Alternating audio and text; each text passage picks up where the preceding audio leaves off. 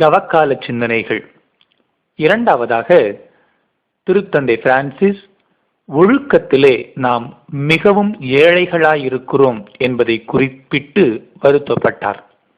நிறைய குடும்பங்களிலே மதுவினாலும் போதைப் பொருட்களினாலும் இன்னும் பலவிதமான தவறான பழக்கங்களினாலும் ஆபாச படங்களினாலும் மக்கள் சீரழிந்து ஒழுக்க நிலைகெட்டு வாழ்வதை குறிப்பிட்டு காட்டி, இதோ இவர்களெல்லாம் ஒழுக்கத்திலே ஆண்டவர் இயேசு கிறிஸ்துவை பின்பற்ற வேண்டும், அவர்கள் ஒழுக்கத்திலே மிகவும் வறியவர்களாயிருக்கிறார்கள், இயேசு கிறிஸ்துவை போல செல்வர்களாய் மாற வேண்டும் என்று இந்த தவக்காலத்திலே முயற்சி செய்ய அவர் ஒவ்வொருவரையும் கேட்டுக்கொண்டார்.